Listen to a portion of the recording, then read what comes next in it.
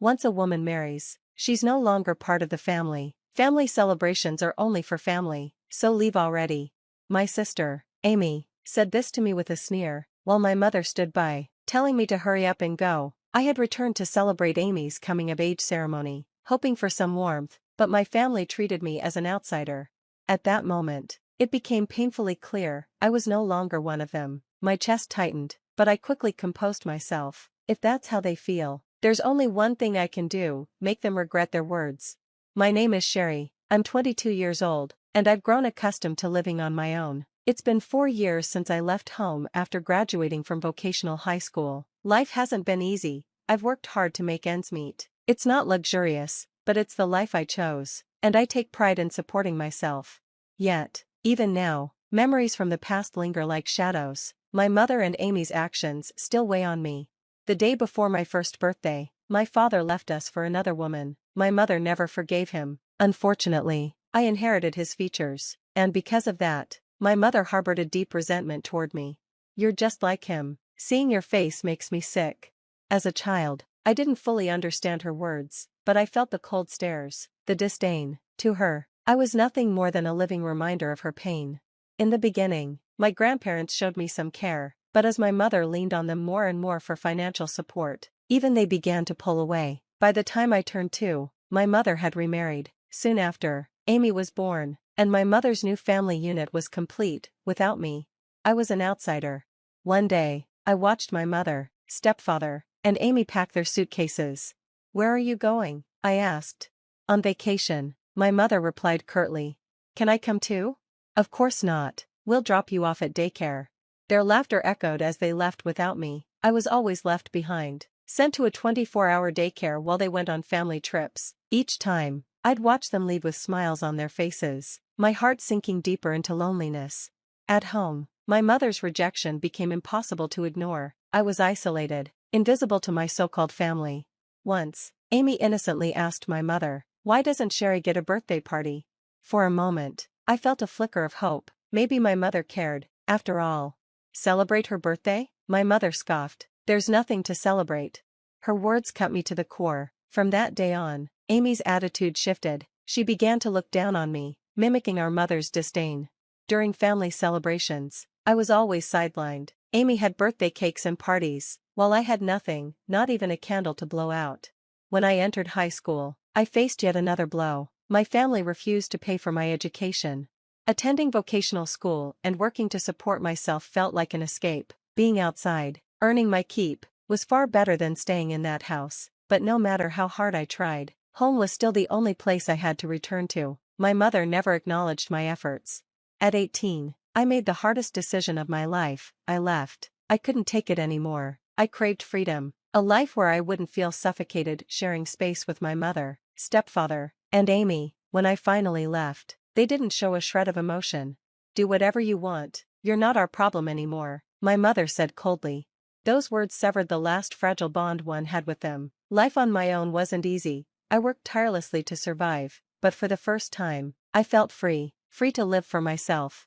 Yet, even now, at 22, I can't entirely escape their shadow. Memories of my mother and Amy linger, especially with Amy's coming-of-age ceremony approaching. My own ceremony had been non-existent, but I knew Amy's would be lavish, as everything always was for her. One day, I received an unexpected call from my mother. Hearing her voice for the first time in years made my chest tighten. "Amy's 21st birthday is next week. You're not coming, right?" she said bluntly. I was stunned. Why would she even think to call me? I wasn't invited. I managed to reply. "Good. It'd be awkward if you showed up," she said, her words cutting through me like a knife. After the call ended, a weight settled over me. I whispered to myself, of course I wouldn't go, but the suffocating ache in my chest didn't go away. I thought I had moved on, that I'd severed all ties with them, but why did they still have this hold over me? I told myself I wouldn't let them control me anymore, but the past is a stubborn thing, it refuses to let go. Yet, amidst the pain, I felt a faint desire to confront it, to confront them. Especially Amy. Despite everything, I wanted to celebrate her milestone, so I bought a cake and a gift and decided to visit my family for the first time in years. Standing in front of the familiar door, my heart pounded. It had been so long, and I was terrified of what awaited me. When I rang the doorbell, Amy answered. Her voice was sharp and mocking. "Who's there?" "Amy, it's me," I said cautiously. "Stop joking. I brought a cake. Please, open the door." After a moment of silence, the door swung open. Without a word, Amy snatched the cake box from my hands and, to my shock, threw it back at me. The box hit the ground, the cake splattering across the floor. "What are you doing?" I asked, my voice trembling. "I can't eat food from a stranger," she sneered. Stranger. The word struck me harder than I expected. Deep down, I had hoped that despite everything, she still saw me as her sister, but hearing her call me a stranger made something inside me break. As I stood frozen, my mother appeared, laughing alongside Amy. "What were you thinking, coming here?" she said, her voice dripping with scorn. "Did you come to ruin things?" Her words stung, and I felt a wave of regret wash over me.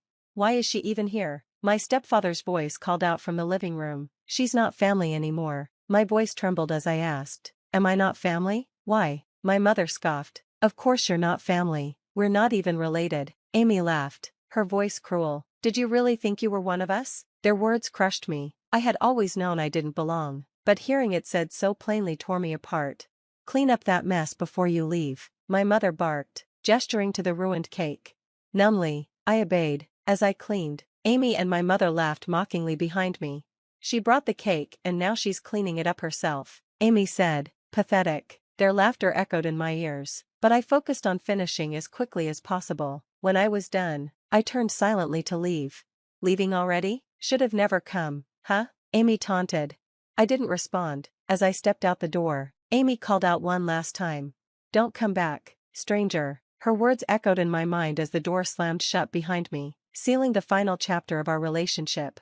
I realized I had been clinging to a false hope that something might change, that somehow, they might see me differently, but I was wrong. I was nothing more than a stranger to them, and maybe I always had been. It was time to stop wasting my energy trying to find a place in their lives. I already had a place where I truly belonged. That place was with my husband, Don. I met Don through a mutual friend, and from the moment he came into my life, everything changed. I had never thought I would get married. I didn't believe I deserved a family of my own, but Don saw me for who I was, accepted me completely, and never judged my complicated family history. When I shared my painful memories with him, he simply listened. "You didn't get to choose your family," he said gently, "but none of that is your fault. The family we create together will be your true home." His words warmed my heart, and for the first time, I felt like I truly belonged somewhere. With Don, I learned what happiness was. Our life together became my anchor, irreplaceable and full of love. But I had never told my family about him. I didn't want to invite their negativity into our lives. Still, news of my marriage somehow reached them. 3 days after the incident with the cake, my mother called unexpectedly. "I heard you got married. Why didn't you tell us something so important?" Her tone was accusatory, but I remained calm. "I didn't think it was necessary to tell you," I replied. There was a long silence on the other end. "Fine, do whatever you want," she said at last. "You'll end up alone anyway." This time, her words didn't hurt me. I had expected them. Instead, I felt reassured, knowing how happy I was with my new life. I wasn't alone, I had Dawn, and together we were building a family rooted in love and mutual respect. Her bitter remark was meaningless. It couldn't change my happiness. That phone call marked the final break between us. Or so I thought. 3 days later, the doorbell rang unexpectedly. When I opened the door, I was stunned to see Amy standing there. How had she found my address? Still, I invited her in. "What are you doing here?" I asked, my guard immediately up. "I just wanted to see what kind of guy you married," she said with a playful tone that put me on edge. As soon as she entered the living room, her eyes locked on Don. "This is your husband? Not bad at all. How did someone like you snag him?" I clenched my fists, anger simmering, but I stayed silent. Don, however, remained composed. "I'm Sherry's husband. Please stop with the unnecessary remarks," he said calmly. Amy looked surprised by his directness, but quickly recovered. She stepped closer to Dawn, her smile turning sickly sweet. "Don't be so stiff. Let's have some fun. Sherry won't mind, will she?" I was shocked by her audacity, but Dawn didn't waver. "I'm not interested. My happiness is with my wife," he said firmly. "Please stop this behavior." A wave of gratitude washed over me for Dawn's unwavering loyalty. Amy shrugged, her smile fading into a cold smirk. "Whatever. I don't care about your happiness anyway, she said with a dismissive tone. Her feigned indifference made my next steps clear. You don't need people like her in your life, Sherry, Dawn said softly after she left. For your sake, and ours, it's best to cut ties. His words mirrored my own thoughts. Amy and the rest of my family had no place in the life I was building anymore. It was time to let go. That visit was a turning point. For years, I had been sending money to my family. I had paid for Amy's tuition and even helped with the mortgage on their home, all in the hope that they might someday accept me as part of the family. But after Amy's visit, I realized I owed them nothing.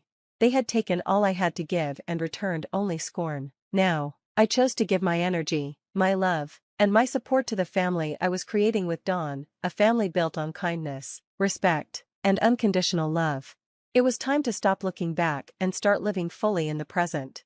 I decided it was time to stop the financial support. When I told Dawn, he gave me a warm smile and nodded. That's the right choice, Sherry, you've done more than enough. Now it's time to focus on yourself. His words lifted a weight I hadn't realized I was still carrying. Cutting off the money felt like reclaiming my freedom. I filed the necessary paperwork and halted the payments. For the first time, I felt a deep sense of relief. But peace didn't last long. A month later, my routine was shattered by loud, angry banging on the door. When I opened it, my mother and Amy stood there, their faces twisted in fury. Why didn't the tuition payment go through? The landlord is threatening eviction, my mother spat, her tone accusatory. Their outrage didn't surprise me. I had been expecting this confrontation. Taking a deep breath, I responded calmly. I stopped the payments because I'm no longer responsible for you. Their expressions shifted from anger to shock. What do you mean you stopped the payments? Amy demanded. I even sold the house to recover what I already paid, I added, my voice steady. What? My mother's voice rose. You sold the house? How could you? You made it clear I'm not part of your family, I said, meeting their glares head-on, so I have no obligation to support you. But what about my tuition? Amy cried. I can't finish school without it. That's your responsibility now, not mine, I replied firmly. I won't fund a family that doesn't include me. You can't do this. After everything I've done for you, my mother began. Done for me? I interrupted, my voice rising for the first time. You mean the years of neglect and cruelty? I owe you nothing. My decision is final. They tried to argue, their anger quickly turning to desperation, but I stood firm. You'll regret this, Amy yelled as they left. You're the worst sister ever. But their words no longer held any power over me. For the first time, I felt truly free from their grasp. A week later, their harassment escalated. They showed up outside my home daily, shouting and causing scenes. They even contacted Dawn's parents in an attempt to shame me. While my in-laws were understanding, they grew concerned. They've crossed the line, Dawn said one evening. You need to take action before it gets worse. At first, I hesitated, but I knew he was right. I gathered evidence from our security cameras and filed a police report. Initially, the authorities treated it as a family dispute and were slow to act, but I persisted. Finally, after another disruptive incident, the police intervened. My mother and Amy were warned to stay away, but they ignored the warnings. Their behavior escalated until the police had no choice but to issue formal restraining orders. Even my neighbors, fed up with the constant commotion, supported my case. Some suggested I move to escape the chaos. Don agreed. Let's start fresh somewhere new, he said. I couldn't have agreed more. Quietly, we found a new home and relocated. Even after the move, my mother and Amy tried to track us down. They even showed up at Dawn's parents' house, but my father-in-law firmly shut them down. Sherry is part of our family now, he said. If you have issues, they're your responsibility, not hers. Amy tried pleading with my mother-in-law for help, but she was equally resolute. You made your bed, now lie in it. Eventually, their efforts failed, and they stopped trying. For the first time in years, I felt free. The harassment had drained me emotionally, but once it ended, life became peaceful again. Dawn and I settled into our new home and focused on building a future together. My in-laws treated me like their own daughter, offering me the warmth and acceptance I had always longed for. Sherry, your family, they told me one evening, whatever happens, we'll always be here for you. Their words gave me a sense of security I had never known. Meanwhile, my mother and stepfather's fragile relationship fell apart without my financial support. Eventually, they divorced, and my mother lived a quiet, isolated life. Amy, too, faced the consequences of her actions. A potential marriage fell through when her fiancé learned about her family background and past behavior. Left to fend for herself, Amy struggled to rebuild her life. Despite everything, I couldn't bring myself to pity them. Their actions had led them to this place. In contrast, my life with Dawn flourished. We grew closer with each shared experience, facing challenges and celebrating successes together. We've been through so much, but look at where we are now, Dawn said one evening as we relaxed in our cozy living room. He took my hand and looked into my eyes. Let's focus on our future. I want to make you as happy as you make me. His sincerity brought tears to my eyes. For the first time, I felt like I belonged somewhere, with someone who truly cared for me. The shadows of my past no longer loomed over me. Don and his family became the family I had always longed for. Their love and support healed wounds I once thought would never mend. Family isn't just about blood, Don's father had once told me. It's about the bonds you choose to nurture. Those words stayed with me. Looking back, I saw my struggles with my mother and Amy as a painful but necessary part of my journey. They had taught me resilience and the value of true family. As Dawn and I moved forward, I knew I had finally found my home, a place filled with love, stability, and a future worth cherishing.